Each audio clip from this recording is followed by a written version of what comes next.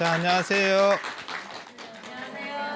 자, 오늘 할 내용은 양이 굉장히 많습니다. 오늘 불상에 대한 거 이제 일주문부터 시작해가지고 쭉 정각까지 들어왔었고, 오늘 할 거는 이제 일주문 지나서 쭉 절의 안에 탑까지 지나서 넘어와서 이제 법당 관계되는 얘기가 될 거고, 그 다음에 탑 다음에 탑과 더불어서 얘기돼야 될 게 이제 불상이에요. 탑과 불상. 지난 시간에도 계속 그런 얘기를 했었죠. 그래서 탑과 불상에 대한 부분, 탑과 불상, 탑 중심에서 불상 중심으로 이동한다. 그래서 불상 얘기를 먼저 하고, 불상이 이제 나중에 어떤 전각 속에 있는 그러한 얘기들을 그런 식으로다가 얘기를 할 겁니다. 이렇게 보시면 불상이 만들어진 거는 지금부터 한 2000년 기원 전후에, 기원 전후에 이 근처가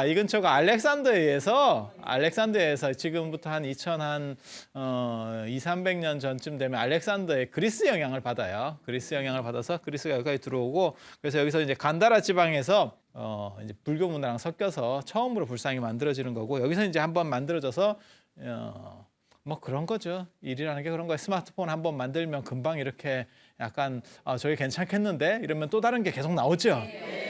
그런 거예요. 그래서 이제 인도 내륙에서도 마투라라고 하는 데서도 불상을 만들게 됩니다. 그러니까 뭐가 이렇게 성공한다는 이유는 그 시대적 흐름, 그 다음에 사람들의 어떤 관심사에 맞췄다는 뜻이에요. 맞췄다는 뜻이에요. 그래서 불상이 이제 전체를 판을 탑 중심에서 불상 중심으로 이제 바꿔가게 되는 거죠. 그래서 이게 이제 최초의 불상 중에 하나고, 이 불상을 보면 부처님 키가 간다라 불상인데 일반 사람하고 뭐 마찬가지입니다. 이렇게 되면 부처님인지 잘 몰라요. 그래서 부처님인 걸 표시하기 위해서 이제 후광을 이렇게 동그란 걸 하나 돌렸죠. 그 정도인데 뭐 그냥 잘 안 보입니다. 그리고 이게 그리스 사람들 복장이에요. 이게 드레퍼리라고 해서 이렇게 감는 거. 이렇게 감는 옷. 우리 이런 옷은 이렇게 끼는 옷이고요. 이런 걸 폐쇄형 의복이라 하는 거고, 이런 거는 이제 개방형 의복이에요.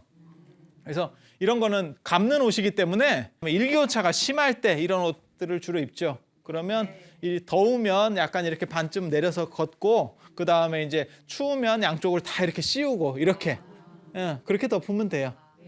그렇게. 이게 간다라 양식이거든요. 그리스 뭐 냄새가 나지 않아요?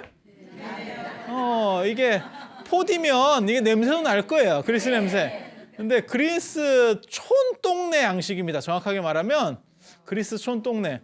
그리스에서 진짜 좋은 거는 그리스 본토에 있었겠지. 그리스 지도를 생각해 보시면, 세계 지도를 생각해 보면 그리스에서 페르시아 중동을 거쳐 가지고 이쪽 인도까지 오는 거거든요.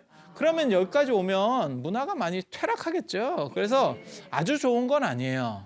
간다라 이러면 잘 모르시는 분들은 아주 좋은 건가? 이렇게 생각하는데, 이게 촌 미술입니다. 그리스의 선진 이런 것들이 이제 촌에까지 이렇게 전해지면서 이렇게 변형되는 거예요. 그래서 그렇게까지 좋은 건 아닙니다. 근데 상당히 이국적인 건 맞죠. 그래서 이렇게 크기 차이를 별로 안 놓으니까 사람들이 잘 못 알아봐요.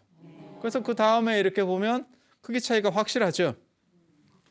누가 센지 딱 보이잖아요. 가운데 부처님. 이게 사천왕이라고 신들입니다. 이게 천왕문에서 설명할 때 나왔던 신들이거든요. 이 신들은 엄청나게 큽니다. 경상도식으로 하면 겁나게 큰 거고, 그 다음에 겁나게 큰 거보다 더 큰 거는 겁도 안 나게 큰 거예요. 이건 막 쥐약스럽게 엄청나게 큰 거거든요. 그래서 이거 인간보다 훨씬 큰 겁니다. 신들이니까. 신은 등치가 커요. 등치가 훨씬 크다 하거든요. 그런데 부처님보다 훨씬 작잖아요. 지금 이유는 뭘까요? 누가 센지를 보여주는 거예요. 크기만 딱 보면 누가 센지, 그 다음에 위치로도 어디가 핵심인지를 딱 보여주는 거죠. 이렇게 딱 보면 부처님은 훨씬 세구나. 뭐 다른 신들이나 이런 존재들이 있어도 이거 뭐 다 합쳐봐야, 이렇게 사천왕을 다 합쳐봐야 부처님 한 분 될까 말까 하겠네. 지금 크기 면적으로 보면 뭐 이렇게 되는 거예요. 그리고 예전에는 문맹이 많아요. 문맹이 많고 이거 일일이 다 설명 못 해줍니다. 종교 미술은 일반 미술하고 달라요. 일반 미술은 특이하게 만들어가지고 뭔가 생각을 하고 보고 이래야 되는데 종교 미술 같은 경우는 말하려는 의도가 분명해요. 그게 뭐냐면 부처님이 세요. 불교 같은 경우는 그 뜻이에요. 부처님이야말로 최고고 일반 신들이나 뭐 이런 거 비교할 게 없어요. 이 뜻이거든요. 딱 보는 순간 세 보이잖아요. 그렇게. 그러면 그게 의도가 딱 맞는 거예요. 어디로 시선이 가지? 부처님. 그리고 부처님 뭐 신센갑지 뭐 이렇게. 그리고 인도 옷 같은 경우는 이게 자세히 보시면 옷을 손으로 잡고 있어요. 왜? 이렇게 뚫뚫뚫 말기 때문에 잘못하면 이게 훌러덩합니다. 그러니까 왼손은 잡아야 돼. 뭔 뜻인지 아시겠어요? 우리는 이게 잡을 필요가 없거든요. 우리는 끼우는 옷이기 때문에 잡을 필요가 없어요. 근데 인도는 이렇게 말거든요. 그리스 사람들도 그렇고 이렇게 말아요. 말면 한 손을 잡아야지 잘못하면 이게 뭐 일 납니다.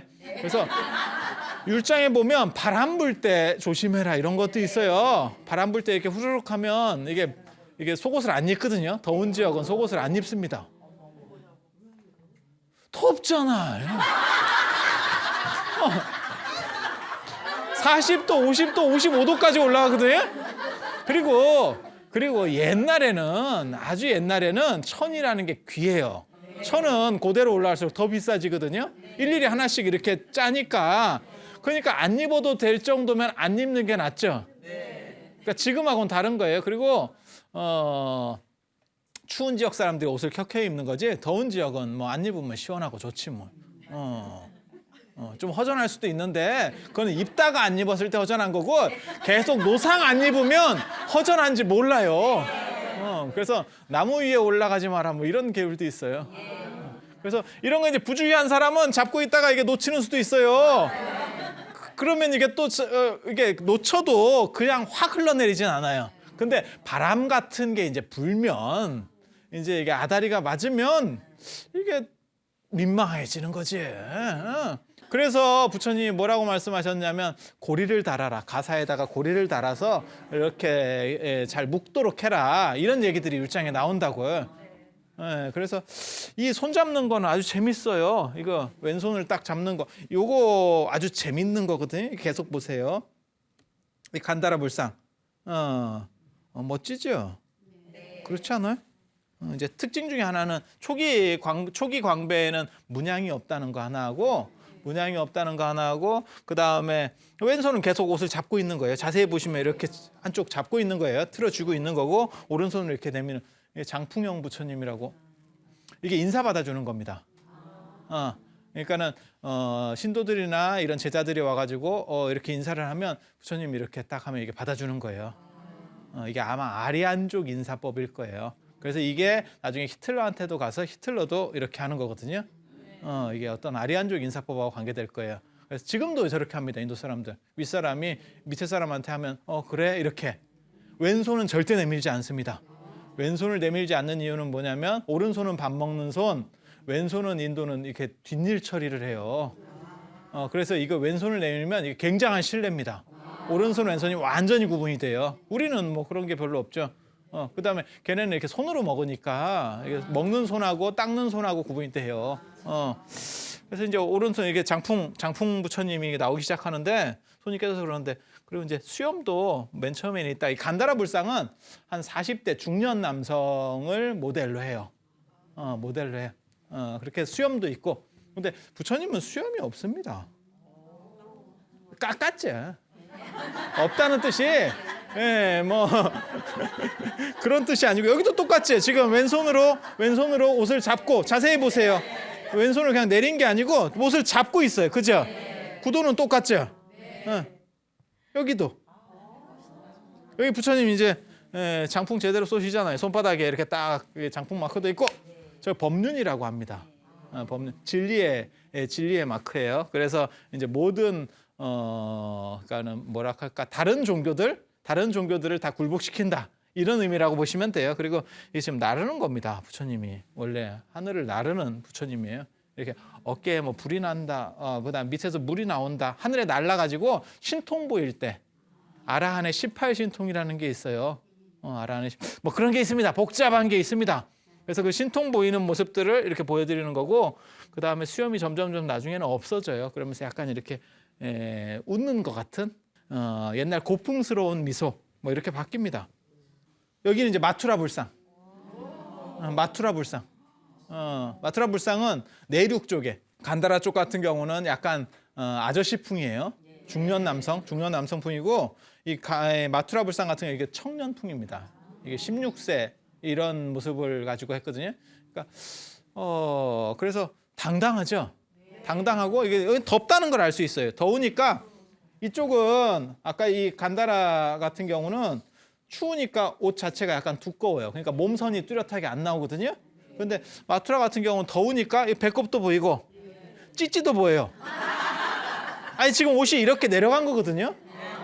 옷이 이렇게 이쪽을 입은 거예요. 그러니까 이쪽 찌찌는 당연히 보이는 거고 이쪽 찌찌는 안 보여야 돼요. 얇은 걸 입은 거예요. 더우니까. 스카프 같이 그렇게 얇은 걸 입었다고 본 거예요. 그러니까 배꼽도 보이는 거예요. 이게 지금 그러니까 투과되는 거예요. 거기 달라붙어 있는 게 아니고 너무 얇아서 모기장 같은 거라서 이게 투과돼서 보이는 거예요. 그리고 굉장히 당당하죠. 어깨도 힘이 빡 들어갔고 이렇게 그래서 과장된 어깨 이렇게 뭔가 이렇게 딱 해갖고 한번 쉐려볼까 뭐 이런 거 딱 느낌. 우리가 생각하는 부처님의 그런 온화하고 이렇게 약간 중년형 그런 쪽하고 많이 다릅니다. 당당하고 그래서 16세 모습 뭐 이런 걸 얘기하는 거고 그다음에 밑에 사자자 이게 나중에 우리나라까지 다 들어옵니다. 이런 사자자가 이게 애자라고 그래서 새끼 사자를 가지고 나중에 귀여운 거 있어요. 저 장학리 사지나 이런 데 가면 막 사자가 이렇게 놀고 있고 뭐 이런 귀여운 사자들 나옵니다. 상투죠, 상투. 그래서 가운데 상투를 크게 하나 틀고 주변을 다 민 거예요. 이렇게. 저게 젊은 사람들이 인도의 젊은 사람들은 저렇게 했었어요. 우리는 어렸을 때 이게 동아시아 같은 경우는 어렸을 때 총각이라고 그래서 머리를 이렇게 딴 거고 전에 제가 잠깐 그런 얘기 해드렸잖아요. 상원사 문수동자상 같은 경우 이렇게 땄다고. 그게 이제 총각이라는 표현이 따을 총자 뿔각자 이래가지고 거기서 나온다고 이렇게 지난번에 했었는데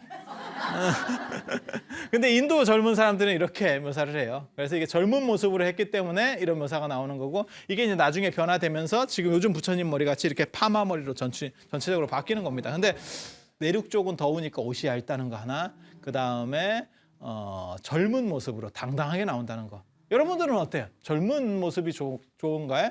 나이 든 모습이 좋은가요? 젊은 모습이요. 그래. 그게 나이 먹어도 아이돌이 좋아요. 그치? 그런 거예요.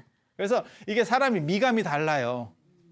그래도 나이가 있으면 조금 중후한 게 좋은 거 아니야? 이렇게 보는 층도 하나 있고 문화권마다 그게 다른 겁니다.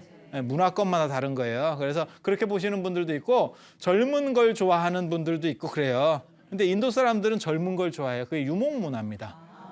유목문화는 젊은 걸 좋아해요. 그리고 그 문화가 유목문화가 미국을 거쳐서 일본을 거쳐서 우리나라로 들어와서 요즘 젊은 걸 다 좋아하는 거예요. 여러분들 어렸을 때만 해도 약간 삭은 걸 좋아했었죠. 묵은김치 같은 거. 뭐 그 정도까지는 아니고 약간 삭은 걸 좋아했었죠. 젊은 게 좋지 이러면 이게 요즘 거에 이게 많이 물든 거예요. 많이 물든 거예요. 여기도 보시면 이제 이렇게 왼손으로는 옷을 잡고 그 다음에 옷이 얇으니까 다리가 이렇게 나오는 거죠. 여기 다리 보시면 이렇게 딱 표가 나죠. 우리 같이 이렇게 옷이 두껍고 풍성풍성하면 다리가 어떻는지 표가 안 나잖아요. 그죠? 근데 지금 이게 다리선이 딱 나오죠. 그래서 옷을 잡고 있다 보니까 이렇게 옷이 올라가게 옷주름이 이렇게 올라가는 거거든요. 지금 이렇게 다 옷 잡은 거예요. 왼손은 다 옷 잡고 오른손은 장풍. 이게 기본입니다. 기본 이렇게 이 정도면 이제 굉장히 전성기라고 보시면 돼요. 머리도 지금 이제 아까 그 상투 가운데 하나에서 이제 완전 나발로다가 바뀐 거고 광배도 아까는 민자였는데 지금은 이제 쫙 이렇게 뭐가 들어가서 멋지지. 그 다음에 옷 주름이라든가 이런 게 뭐 아주 좋지. 그래도 똑같이 나오는 것 중에 하나는 뭐냐면 옷을 잡고 있다는 거.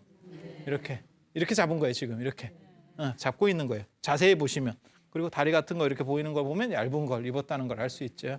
그래서 이런 불상이나 이 바라나시 양식에 예전에도 이걸 잠깐 봤었는데 이런 불상은 뭐 최고 불상입니다. 최고 불상이에요. 이렇게 참 뭐 대단한 불상이죠. 근데 중국으로 오면 옷이 바뀝니다. 이제 이런 옷을 입은 거예요. 가사라는 옷하고는 좀 다르죠. 부처님이 이렇게 뚜루뚜루 많은 거하고 우리 중국 문화권은 전부 다 동아시아 쪽은 이런 식으로 입으니까 게다가 농경 문화는 품이 큰 옷을 입습니다. 농경 문화는 품이 큰 걸 입어요. 제가 저번에도 그런 얘기 해드렸었어요. 유목 문화는 말 타는 사람들이기 때문에 옷이 딱 붙는 걸 입는 거고 그래서 여러분들 옷이 여러분들이 지금 입고 있는 게 유목 문화 옷입니다.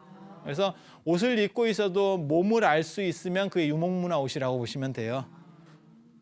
여러분들 이렇게 딱 보면 옷을 지금 다 입고 있어도 저 사람이 얼마나 살집이 있는지 이게 견적이 나오잖아요. 그렇죠? 그러면 그 유목 문화 옷이에요. 그리고 우리 같이 이렇게 펑퍼짐해가 이런 거는 농경 문화 옷이에요. 그래서 이런 옷들은 살쪄도 뭐 입는데 아무 지장이 없죠. 그죠? 품이 이렇게 큰데 뭐 이건 뭐 그렇지 않아요? 이런 거예요. 이게 농경 문화 옷이에요. 이게 농경 문화 옷이에요. 그래서 옷 자체가 바뀝니다. 이게 골룡포 이제 그러니까는 부처님은 성인인데 성인 이꼬르 임금이에요. 황제나 군왕 중식 성인은 이꼬르 군왕이라고 생각하는 거예요. 최고 수장. 그러다 보니까 임금이 입는 옷이 골룡포고 골룡포 같은 걸 입게 되는 거예요. 중국 문화권에서는 그렇게 생각을 하는 거예요. 그리고 여기 오면 지금 속에 속옷도 좀 입었어요. 이렇게 여기 보면 자세히 보시면 속옷이 있어요. 저는 이건 이제 물고기 지느러미 같다 이렇게 생각을 하거든요. 이게 되게 재밌죠, 표현하는 게 이렇게. 그런데 이게 이제 운광석굴인데 표현들이 약간씩 다릅니다. 다른데 대부분 이렇게 나오는데 한 가지 공통된 표현은 맨발이라는 거. 인도는 맨발이에요. 왜냐면 왜 맨발이냐면 더우니까. 물론 부처님도 신발 신어도 된다 했어요. 근데 인도 사람들 그 당시에 신발 잘 안 신습니다. 왜? 더우니까. 그러니까 사람들을 규제하는 거는 법으로 규제할 수 있는 거지만 있잖아요. 법이나 문화로서 규제할 수 있는 거지만 환경이라는 것도 인간을 규제해요. 그러니까는 한여름에 대학교 가보면 애들이 쪼리 신고 오는 애들 뭐 그런 거 있거든요. 그거는 여름이니까 그런 거예요. 겨울에는 뭐 스스로 단속되죠. 겨울에 누가 쪼리 신고 다니겠어요. 그렇죠? 그래서 더우면 그렇게 되는 거예요. 그래서 신발을 신어도 된다 이래도 대부분 맨발이에요. 그래서 인도풍의 맨발 문화, 그 다음에 중국풍의 의복 이제 바뀐 거죠. 근데 이런 옷을 입으니까 옷을 잡을 필요가 없는 거예요. 이게 잡아야 되는데 이게 잡아서 뭐 할 거예요 이게. 그죠? 그러니까 손이 펴지는 거예요. 이렇게. 이거 원래는 이게 잡는 건데 이게 모르는 거예요. 이 중국 사람들은 이걸 이해를 못하는 거예요. 의복 구조가 바뀌니까. 그래서 손이 펴지기 시작하거든요. 이게 되게 재밌다고. 근데 이 펴지는 중간 단계가 있어요. 중간 단계. 물론 시대마다 처음에 완전히 피는 이런 양식도 있고 아니면 나중도 잡고 있는 양식도 있어요. 그러니까 동네마다 조금씩 다른데 이게 조금씩 펴지는 게 더 재밌다고. 여기 봐. 하나 폈잖아. 이거는 용문석굴 비냥중동이라 하는 데거든요. 근데 여기 보면 하나 폈지. 가위야 보재기 이렇게 이렇게 나오는 거예요. 되게 재밌다고.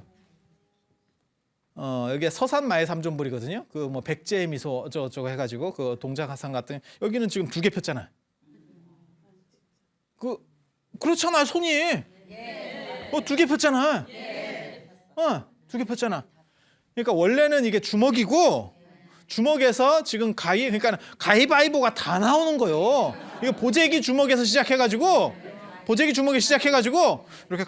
이렇게 처음에 약간 소심하게 시작한 거야. 그다음에 이렇게 두 개 해볼까? 두 개 이렇게 이거 되게 재밌다고. 그게 이렇게 변화되는 이유가 뭐냐면 왜 주먹을 쥐고 있는지를 모르는 거예요. 의복이 바뀌니까. 그러니까 인도 갔다 온 사람이나 그쪽을 본 사람들은 알지. 그런데 이걸 만드는 사람은 꼭 간 사람이 아니란 말이에요. 그리고 여기에 참석한 사람이 이걸 만드는데 참석한 사람이 이런 문화를 모르면 그냥 이제 그런가? 이제 이렇게 하는 거예요. 그래서 이런 거 보면 되게 재밌어요. 여기 같은 경우 보면 다 폈지. 이게 시대는 이것도 굉장히 빠른데 여기는 이제 다 폈지 이렇게. 그래서 이걸 시무회인, 여원인 이러거든요. 이거 여원인은 밀어준다. 시무회인이라고 하는 거는 이게 뭐라 하냐면 두려움을 없애준다. 이렇게 사람을 좀 안정시켜준다. 그래서 나중에는 이게 여원인 이래가지고 이게 손도 원래 내밀면 안 돼요. 왼손은. 오른손은 내미는 거고 왼손은 이게 실내기 때문에 이렇게 딱 잡고 이렇게 몸에 붙이는 거예요. 이걸 내민다는 거는 이거는 인도에서는 상상할 수도 없는 예입니다. 이렇게 되는 거예요. 그런데 이게 이제 이렇게 점점 이렇게 펴지면서 나중에 이렇게 했다가 이거 뭐 하지? 에이, 이거 내밀자 이렇게. 왜? 동아시아 쪽에는 왼손에 대한 터부라는 게 없거든요. 왼손을 이렇게 낮춰보는 문화가 없거든요. 게다가 뭐가 있냐면 왼손을 더 높여요. 좌우 이러잖아. 좌우 우리가 그렇게 얘기를 하잖아. 오른쪽 왼쪽이라고 하는 건 서양식입니다. 그게 서양식 표현이고 우리 전통 표현에는 좌우예요. 그래서 제가 그런 얘기도 해드렸어요. 좌의정 우의정 하면 좌의정이 높은 거라고. 그 다음에 제가 중앙에 있고 만약에 예를 들어 가지고 제가 넘버 원이에요. 그럼 넘버 투, 넘버 쓰리는 넘버 투는 제 왼쪽에 있습니다. 넘버 쓰리가 오른쪽인 거예요. 이렇게 되는 거예요.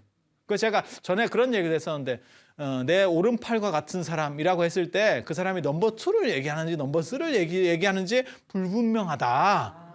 이렇게. 그래서 부처님 나중에 이제 그 나오겠지만 부처님을 이렇게 딱 모셨을 때 삼존부를 모시면 1, 2, 3 이렇게 나가는 겁니다. 그렇게 하는 겁니다. 그리고 여러분도 마찬가지예요. 무슨 그러니까는 맞선을 본다거나 아니면 애들 처음에 이렇게 상견례하고 이럴 때 그런 자리 같은 거 잘 따지는 사람들이 있습니다. 그래서 상석이라는 개념 이런 거 있잖아요. 그런 게 다 그런 거예요. 그래서 그런 문화들이 있습니다. 이것도 연대가 올라가는 불상인데 이때만 해도 이쪽 동네는 이걸 잘 몰랐던 거예요. 그리고 더 이제 시간이 지나면 이렇게 반듯하게 나옵니다. 이게. 그래서 시무에인 여원인인데 이거는 좀 황당한 거예요. 이 손짓은 지금 황당한 손짓이에요. 그런데 우리나라에도 이걸 알고 있었던 게 있어요. 이게 이제 사마령 미륵불이라고 알려진 불상 중에 하나거든요. 사마령 미륵이라고 9월 9일, 3월 3일에 충담사가 경도왕 때 충담사가 무슨 차공양을 올렸다라는 불상이거든요. 그런데 자세히 보시면 여기는 옷을 잡고 있어요. 그러니까 이것도 굉장히 연대가 올라가고 아까 그 방금 전에 본 불상도 연대가 굉장히 올라가거든요. 그런데도 불구하고 한쪽에서는 이걸 잡는 거를 이해하는 사람도 있었고 한쪽에서는 이해를 못하는 사람들도 있는 거예요. 문화가 다 섞여 있는 거거든요. 마치 그런 생각하시면 돼요. 스마트폰 쓰는 사람도 있고 스마트폰이 앞으로 한 10년 뒤에도 계속 나는 얼마 전에 삐삐 쓰는 사람도 있었잖아요. 그래가지고 몇 천만 원 받고 해지했다 이런 얘기 들어봤죠? 그런 사람도 있는 거요. 그런 사람도 있는 거요. 바뀌었으니까 다 바꿔요. 그런 건 아니에요. 그래서 먼저 수용하는 사람도 있고 언제나 늦은 사람은 늦어요. 세상이라는 게 다 그런 거예요. 그래서 완전히 한 바퀴 돌아가지고 완전히 벗고 이러면 다시 유행될 수도 있는 거고. 근데 여기는 지금 옷 잡은 걸 알고 있었지. 이게 이제 사마령 부처님이라고 하는 그런 설이 있어요. 여기하고 또 한 군데가 더 있거든요. 근데 부처님 완전히 사이즈가 다릅니다. 한 부처님은 지금은 없죠. 그러니까 사마령이라고 하는 데가 두 군데라서 그래요. 이게 그런 복잡한 문제가 있습니다. 아무튼 여기도 맨발입니다. 발가락 보이죠? 네. 발가락 보이죠? 여기가 이제 이 불상은 황복사 의상대사가 출가했다는 전에 제가 탑 설명할 때 이렇게 하늘에 떠서 돌았다고 얘기하는 그 황복사 탑에서 나온 불상인데 여기도 가사를 잡고 있어요. 이렇게 딱 알고 있죠. 용도가 이 손의 용도가 뭔지를 정확하게 알고 있죠. 그래서 부처님 손을 보면 가위바위보로 변하는 거예요. 보재기는 계속 보재기고 오른손 보재기는 계속 보재기. 이쪽은 주먹에서 시작해서 이렇게 가위 보재기 이렇게 그 다음에 이게 이렇게 되면서 이렇게 나오는 거예요. 이게 그래서 서 있는 불상은 이게 기본입니다. 이 동아시아 서 있는 불상이 기본이고 그리고 이렇게 바뀌는 이유는 옷이 바뀌었기 때문에. 옷이 바뀌었기 때문에 옷을 잡을 필요성이 없어졌고 그래서 바뀐다는 거. 그래서 이런 거 하나 알려도 이게 문화 배경을 알아야 돼요. 그리고 문화 배경만 알면 그게 그래서 그렇게 이렇게 가는구나. 그다음에 요 불상 이렇게 한번 보세요. 그러면 예뻐요? 그래요? 그닥 예쁜 것 같지는 않은데. 근데 되게 재밌는 게 옷이 이렇게 내려가 있죠. 맞아요? 옷이 이렇게 길까? 이것도 굉장히 큰 문제거든요. 이걸 상현자라고 하는데 이거 굉장히 큰 문제예요. 그러니까 이런 단 같은데 지금 앉아 계신 거잖아요. 그죠? 근데 그러면 내 옷을 이렇게 늘리면 여기까지 이렇게 내려갈까? 어때? 조금 저거를 이제 옷이 저기까지 내려왔다라고 본 거예요. 또 있어요. 이렇게 옷이 밑에까지 내려왔다 이렇게 보는 거예요. 지금 단 위에 앉았는데. 그래서 저게 옷이 내려오질 않는다. 내가 얘기를 해도 사람들이 이 일본 사람들이 이걸 상현자라 그랬거든. 치마같이 밑에까지 흘러내려온다고. 길게. 근데 사람 옷이 저렇게 안 됩니다. 근데 이제 미술하는 사람들의 문제점이 뭐 다 그런 건데요. 한쪽만 알면 다른 한쪽이 잘 안 보여요. 자기 아는 것만 갖고 자꾸 생각을 한다고요. 근데 율장 같은 데 보면 뭐가 있냐면요. 인도는 아까 이렇게 옷을 입었다 그랬잖아요. 근데 속옷을 입은 뒤부터는 윗옷을 벗으면 위통만 나옵니다. 밑에는 이게 치마 같은 거 하나 입고 이렇게 위에다 골리는 거예요. 그런데 부처님 같이 이렇게 누구한테 설법 안 그러면 자기 선생님한테 이렇게 설법 해달라고 할 때는 그 윗옷을 벗어서 단에다 깔아줍니다. 의자에다가 착착착 깔아주는 거예요. 한 사람이 아니고 여러 사람이, 그러니까 듣는 사람들이 다 그 존경의 표시예요. 존경의 표시예요. 그러면 부처님이 그 위에 앉는 거예요. 앉으면 이 옷하고 이 옷하고 섞이는 거예요. 그래서 여기에 깔려 있는 옷이 하나 있는 거고 이 위에 약간 덮치는 옷이 하나 더 있는 거야. 이해가 되죠? 네. 그렇게 하는 거예요. 그게 존중 문화예요. 인도의 존중 문화. 그리고 그게 율장 보면 이렇게 벗어서 덮어준다라는 대목이 나옵니다. 그래서 옷을 덮어서 착착착 해주면 거기에 딱 앉으면 그 옷이 섞이는 거죠. 근데 그런 거를 이제 구절을 잘 모르면 여기도 옷이 이렇게 내려진 것처럼 보이지만 실제로는 그런 걸 의미하는 겁니다. 그러니까 인도 문화를 인도에서는 그렇게 됐는데 이 동네에서는 그 문화가 없으니까 우리가 옷 벗어서 깔아주진 않잖아요. 네. 큰 스님 오셨다 그래서 내가 옷을 벗어야지 이렇게 주섬주섬 해갖고 막 깔아줘. 이거 깔 수도 없어요. 이런 거 잘못 깔면 ong덩이에 백입니다. 근데 인도 옷은 아까도 얘기한 것처럼 이렇게 긴 보재기 같다고 생각하시면 돼요. 그러니까 그걸 쫙 깔면 나온다고. 이게 바닥이 평평해지면서 쿠션감도 있고 그다음에 앞에 이게 물결같이 이렇게 훨씬 이 가다가 나온다고. 이런 옷은 깔 수가 없어요. 그래서 의복 구조가 또 바뀌니까 이걸 이해하지 못하는 거예요. 그러니까 이런 식 불상들이 나오는 거예요. 그러면서 어떻게 생각하냐면 이게 다 자기 옷이겠지. 이제 이렇게 생각하는 거예요. 그런데 사실은 거기에도 그런 차이들이 있습니다.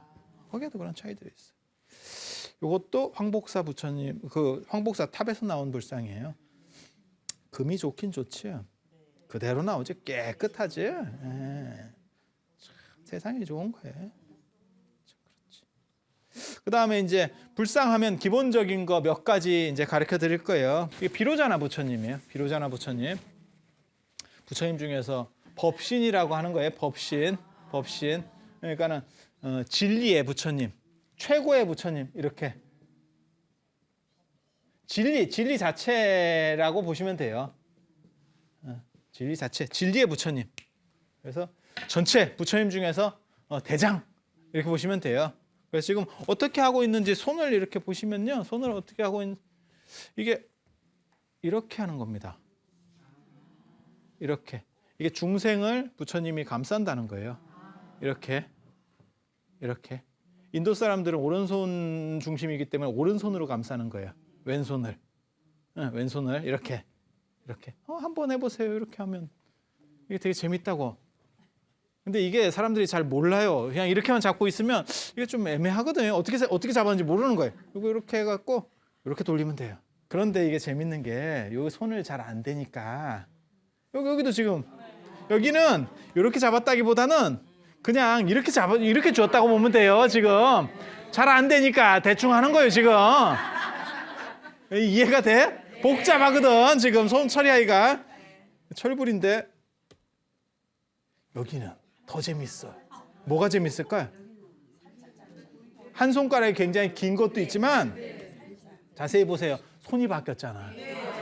좌우가 손이 바뀌었잖아. 이게 불국사에 모셔져 있는 지금 비로자나에 모셔져 있는 비로자나 불상인데 손이 바뀌었죠. 왜 손이 바뀌냐면 아까도 얘기했잖아요. 중국 문화는 왼손을 높이고 인도는 오른손을 높이니까 이게 서로 문화권적 차이 때문에 손이 바뀌는 거예요. 원래는 이렇게 해야 되는데 이 손보다 오른손보다 왼손이 높잖아요. 중국에서는. 그러니까 이렇게 만들어 버리는 거예요. 이해가 돼요? 네. 그래서 두 문화가 충돌하고 있다는 걸 알 수 있어요. 그리고 여기는 손가락 이렇게 보면 되게 재밌는 게 이 손가락이 굉장히 긴 것 같다 이런 느낌이 확 들죠. 저게 될까? 이렇게 더 재밌는 것도 있어요. 이렇게 손만 모으고 있다라고 보시면 비로자나 부처님이라고 생각하시면 돼요. 우리가 만날 수 있는 부처님은 크게 세 부처님 생각하시면 돼요. 그래서 세 부처님만 딱 잘 알면 다른 거 필요 없어요. 비로자나 부처님, 그 다음에 아미타 부처님, 그 다음에 석가모니 부처님. 비로자나 부처님은 직권인이라고 하는 거고, 그 다음에 아미타 부처님은 나중에 이제 구품인이라고 하는데 그 중에서 중품 중생인.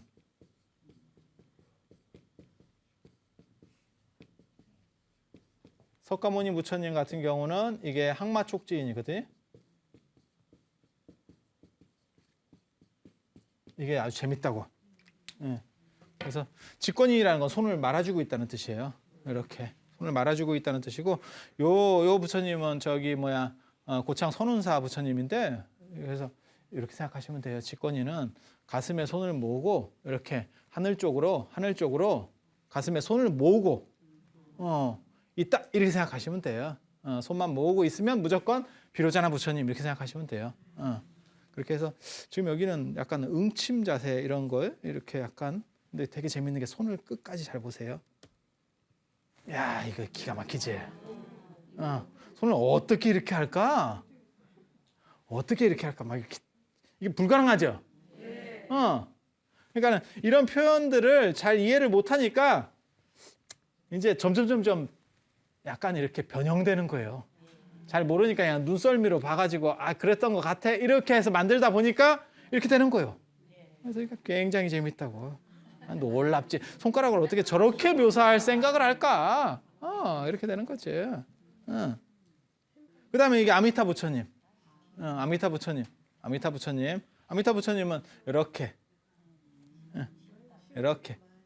이렇게 두 번째 손가락으로 이렇게 중품 중생입니다. 원래는 아미타 구품인이라고 그래가지고 아미타 부처님 극락 세상에 가는데 9단계가 있습니다. 등급이 9등급이 있어요. 그렇게 해서 가는 데마다가 약간씩 틀립니다. 그래서 부처님이 이게 상품 상생인, 상품 중생인, 제일 좋은 거예요. 이게 제일 좋은 거. 상상, 상중, 상하, 손가락 세 번째로 바꾸면 되는 거예요. 이렇게. 그 다음에 중상, 중중, 중하, 하상, 하중, 하하 이렇게. 그런데 우리나라는 이거 다 외울 필요가 없습니다. 이거 하나만 나옵니다. 이게 참 딱 이렇게. 그래서 이게 아무튼 동그란 거를 동전하면 아미타 부처님 이렇게 생각하시면 돼요. 가운데로 손 모았다 그러면 비로자나 부처님 이렇게 생각하시면 돼요. 아미타 부처님 또 볼까요? 이렇게 비슷하죠? 이렇게 손 모양은 비슷하죠? 약간 이렇게 될 수도 있고 이렇게 될 수도 있지만 실제로 손 모양은 비슷하다고요. 여기 불국사 아미타불이거든요. 근데 재밌는 거는 여기도 좌우 손이 박혀 있잖아요. 그런 느낌 안 들어요? 같이 만든 겁니다. 이 불상하고 아까 그 비로자나 불상은 한 사람이 만들었을 거예요. 얼굴 표정을 보세요. 잠깐만 얼굴 딱 기억하고 계세요. 기억하고 계셔봐요. 그리고 비로자나 부처님 얼굴을 보면 비슷하지? 네, 같이 만든 거예요. 같이 만들다 보니까 손도 다 왼손 중심으로 만들어 버린 거예요. 그러니까 같은 사람 생각이라는 걸 알 수 있죠. 그렇게 해서 이런 수인을 보고 역수인이라고 하는데 이게 굉장히 드뭅니다. 그래서 중국 문화권에서의 이해 방식의 차이를 나타내 주는 거예요. 그러니까 원래는 이래야 되는데 지금 이렇게 된 거죠. 그래서 왼손을 높일 것이냐, 오른손을 높일 것이냐 이러한 문제들. 그 다음에 이제 석가모니 부처님. 오른손을 이렇게 참선을 할 때 인도 사람은 이렇게 참선을 합니다. 오른손이 위로 올라가게. 동아시아 사람들은 왼손이 올라가게 참선을 합니다. 이렇게. 이게 굉장한 차이예요. 인도 사람들은 오른손이 올라가게. 오른손이 올라간 상황에서 부처님이 이 오른손을 이렇게 내리시는 거예요. 이렇게. 만약에 이렇게 된 상황이면 이게 손이 안 나옵니다. 무릎에 딱 걸려가지고 이게 쉽지가 않아요. 그래서 오른손으로 해서 이렇게. 근데 인도는 한 가지만 알아두세요. 땅에 대고 맹세한다는 개념이 있어요. 우리는 하늘에 대고 맹세를 하잖아요. 그래서 뭐가 있냐면 우리는 내가 하늘에 맹세코 이런 표현이 있잖아요. 근데 인도는 땅에다가 대고 맹세를 하는 그런 게 있거든요. 그래서 마왕이 나타나서 부처님한테 얘기를 해요. 당신은 깨달음을 얻지 마라. 이렇게 얘기하니까 부처님께서 뭐라고 말씀하시냐면 나는 3대 아승기 547생 동안 이 타행을 통해서 남에게 희생정신을 통해서 내가 지금 붓다가 되려고 하는데 너는 지금 한 생에 착한 일을 한 걸 가지고 지금 마왕이 돼 있는데 그걸로 네가 나를 어떻게 맡겠어. 나는 547이고 너는 1인데 그렇게 얘기하니까 마왕이 하는 얘기가 있으면 그게 논리적인 사람이에요. 마왕도 굉장히 논리적이라고. 그래서 내가 과거에 한 일은 당신이 증명했지만 당신이 한 거는 어떻게 증명하겠느냐 이런 표현을 씁니다. 증명해봐라. 그러니까 부처님이 땅에 대고 맹세를 하시는 거예요. 지금.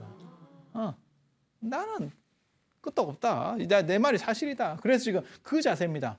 이게 지금 부석사 무량수전에 있는 지금 이게 이건 아미타 부처님이에요. 사실은 아미타 부처님인데 석가모니 부처님 같은 자세를 취하고 있는 아미타 부처님. 근데 가장 대표적으로 불상이 이제 이 불상도 참 사연이 많습니다. 몸하고 얼굴하고 연대가 좀 다른 그런 불상이에요. 몸은 고려 시대라고 보시면 되고 얼굴은 고려 시대라고 보시면 되고 몸 이하는 이게 아마 통일신라 시대나 이런 쪽 양식이 남아 있을 겁니다. 이유는 뭐냐면 이게 진흙으로 만들었거든요. 진흙으로 만들어서 이 정각이 불이 나요. 불이 나면 이게 확 주저앉아 버리거든요. 왜냐하면 저번에 그거 봤었잖아요. 숭례문 불났을 때 기와나 흙은 탈 수가 없으니까 나무가 타면 어느 순간에 이렇게 쫙 주저앉아 버립니다. 주저앉으면 보통 안에 있는 건 다 파괴가 되거든요. 근데 이거는 진흙으로 만들었다고. 진흙으로 만드니까 머리 같은 쪽은 다 파괴가 됐겠지. 누르면서. 그렇지만 몸통 쪽은 좀 남겠지. 그러니까 거기 위에다가 이렇게 만들었다 그러면 얼굴하고 몸하고 약간 달라요. 뭐 그런 게 있어요. 대표적인 거는 석굴암 부처님이죠. 석가모니 부처님으로서 가장 대표적인 거는 그러니까 목조로 된 이런 형상의 부처님은 아미타 부처님이라도 이게 석가모니 부처님 자세는 석가모니 부처님 자세라고 치고 이게 이제 이 부처님이 가장 대표적이고 그러니까 잘생기신 분이고 딱 봐도 멋지잖아요. 그래서 이제 석조로 된 거는 이제 이 석굴암 부처님을 생각하시면 돼요. 그래서 제가 석굴암 부처님의 위대성이라는 게 손가락 들어 올린 거. 이렇게 살짝 손가락을 이렇게 내리면 이게 너무 밋밋해져 버리거든요. 이걸 살짝 이렇게 들어요. 이런 게 돌로 깎는다는 게 참 어려운 얘기예요. 참 어려운 얘기예요. 참 어려운 얘기예요. 그리고 제가 저번에 얘기했었잖아요. 이게 젖꼭지 이쪽 보이잖아요. 이 젖꼭지. 아까 방금 전에도 봤었잖아요. 그 젖꼭지가 보인다고. 그 더운 양식이 들어와 있는 거죠. 우리나라까지. 그 더운 지역에 얇은 양식이 우리나라까지 들어와 있는. 그래서 젖꼭지 표현이 있는 거예요. 그래서 이 젖꼭지에 대한 이해가 어디까지 나타나느냐가 굉장히 중요합니다.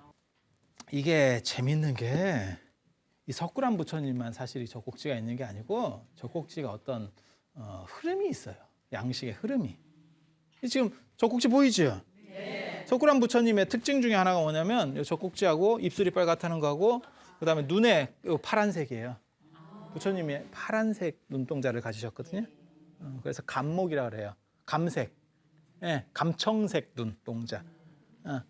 아리안족 백인이었기 때문에 푸른 눈동자 있잖아요. 그리고 입술을 빨갛고 입술 좀 빨갛죠. 뭐 그렇게 돼요. 그런데 이게 다른 철불에서도 이렇게 나온다고요. 이게 통일신라 말 고려 초 이런데 지금 이게 철불 같으면 이 위에다가 회를 다 칠하거든요.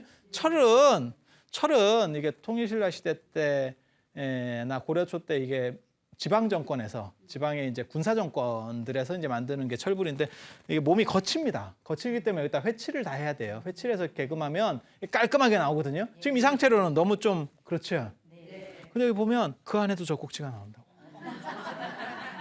쇠로 주물로 만드는데 그리고 이거 회칠하면 이게 안 보여요. 이 젖꼭지가. 그런데도 그 양식이 있었던 거지. 계속 내려오는 전통적인 양식이 있었던 거예요. 놀랍지 않아? 왜 놀랍냐면 옷 밖의 젖꼭지는 놀랍지가 않아요. 옷 안의 젖꼭지. 이게 아주 놀라운 거예요. 그리고 그게 나중에는 필요가 없어졌음에도 불구하고 그게 계속 내려오고 있어요. 왜? 이 위에다가 회칠을 해가지고 싹 이렇게 하얗게 문대가지고 그 위에다 개금을 해버리면 이게 안 보여. 이쪽 젖꼭지는 아예 없어진다고. 그런데도 주물해서 이걸 했다고. 주물해서 이걸 하려면 아무래도 손이 더 가거든. 이 국립중앙박물관에 있는데 이게 젖꼭지. 무슨 젖꼭지를 저렇게 좋아하나 이러지만 이 젖꼭지 하나가 인도의 더운 문화가 우리나라까지 들어온 거를 알 수 있는 거고, 그 다음에 또 한 가지가 뭐냐면 있잖아요. 한국 사람이 저걸 싫어했으면, 우리 조상들이 저런 걸 보고 외설스러워요, 뭐 너무 야해요, 뭐 이렇게 되면 이걸 금방 문화가 없어져 버린다고.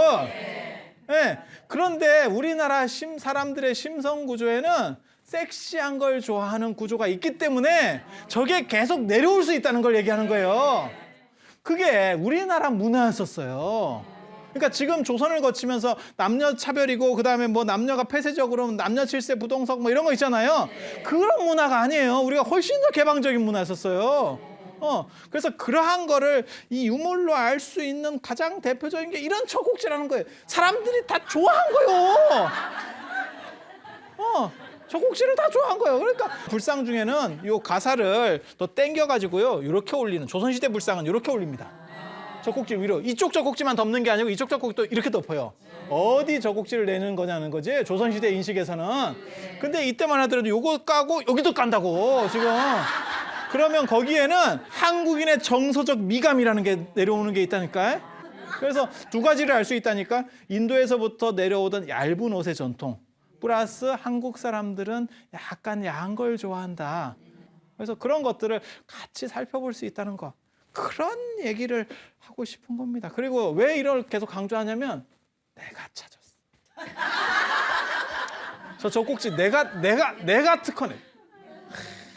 참. 그리고 별게 아닌 것 같은데 이거 눈썰미예요. 그러니까 그냥 사람들 보면 그냥 다 지나쳐요. 그래서 이게 재미라는 거는, 물론 종교에는 신앙심도 있고 존경심도 있어야 되지만 재미라는 요소도 있어야 돼. 안 그러면 보이나 요즘 세상에.